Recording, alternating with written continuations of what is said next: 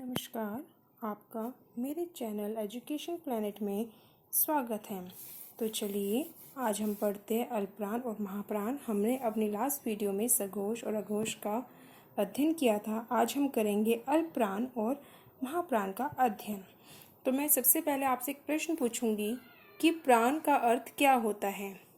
देखिए, कुछ बोलेंगे प्राण का अर्थ होता है मनुष्य के जीवन से संबंधित। नहीं, लेकिन यहाँ पर प्राण का अर्थ है वायु। यहाँ पर प्राण का जो अर्थ लिया गया है वो वायु से संबंधित लिया गया है, अर्थात प्राण का अर्थ यहाँ पर वायु और हवा समझा जा रहा है या बताया जा रहा है। तो देखिए, अल्प का अर्थ होता है कम, महा का अर्थ होता है अधिक। तो इस आधार पर देखो, मैंने आपको यहाँ प्राण का अर्थ क्या बताया है, वायु, हवा, अर्थात अल्प मतलब कम वायु, महा मतलब अधिक, अधिक वायु। तो आपको इसका अर्थ जानते ही थोड़ा अंदाज़ा हो चुका होगा कि यहाँ पर हम ऐसे वर्णों का अध्ययन करेंगे जिसके अंतर्गत कुछ वर्णों में कम वायु का प्रयोग होता है और कुछ वर्णों में अधिक वायु का प्रयोग होता है। अब इसके अंतर्गत जो हमारे जितने भी व्यंजन हैं उसमें कौन कौन से वर्ण हमारे अल्पप्राण हैं और कौन कौन से वर्ण हमारे महाप्राण हैं, तो आइए चर्चा करते हैं। मैंने यहाँ पर एक छोटी सी टेबल बनाई है जिससे आपके लिए थोड़ा इजी हो जाएगा समझना। तो हमारे जो व्यंजन होते हैं वो 35 होते हैं, जिसके अंतर्गत उसको किस किस भागों में बांटा गया है। स्पर्श व्यंजन, सबसे पहले हम व्यंजन के अंतर्गत स्पर्श व्यंजन की बात करेंगे।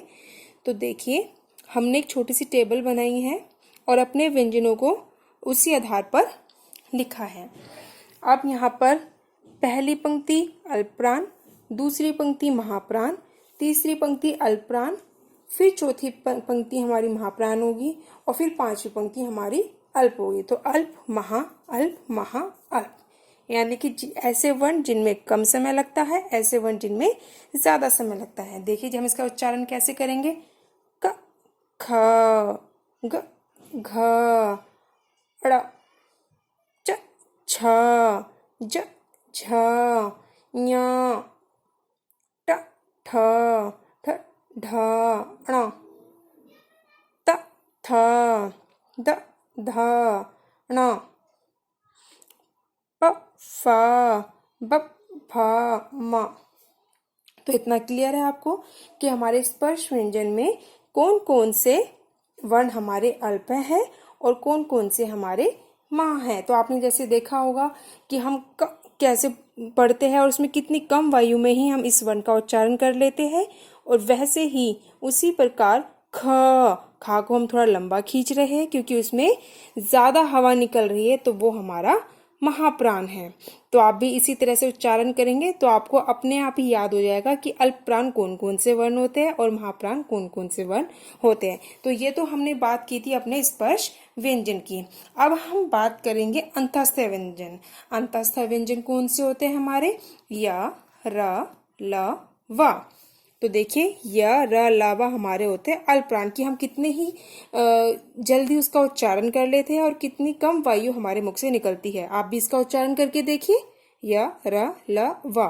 तो देखा आपने कि कितने कम समय में या कितनी जल्दी हमने इसका उच्चारण किया। तो ये चारों हमारे होते हैं अल्पप्राण, अर्थात जो हमारे अंतःस्थ व्यंजन होते हैं वो हमारे अल्पप्राण होते हैं, जिसमें कम वायु मुख से निकलती है। उसके बाद हमारा कौन से व्यंजन आते हैं, उष्ण व्यंजन। उष्ण व्यंजन कौन से होते हैं, जिसमें हमें उच्चारण करते समय हमारे जो मुख से वायु निकलती है उसमें गर्माहट का एहसास होता है। वो हमारे कितने होते हैं, 4 होते हैं, श, श, स, ह। तो देखो, इसके उच्चारण आप भी करके देखिए तो आपको अंतर पता लगेगा कि ये कौन से हैं। इनको उच्चारण करते समय हमें कितना समय लगता है और वायु किस तरह से हमारे मुख से निकलती है। श, श, स, ह। तो इसमें ज्यादा समय लग रहा है, अर्थात जो वायु है वो थोड़ा लंबी खिंच रही है, तो ये हमारे होंगे महाप्राण। ठीक है, अब ये हमारे हो गए व्यंजन। लेकिन इन सारे व्यंजन के साथ साथ हमारी 2 ध्वनियां और है जो हमारी हिंदी की ही 2 ध्वनियां हैं। कौन कौन सी, जिसे हम उत्क्षिप्त व्यंजन कहते हैं।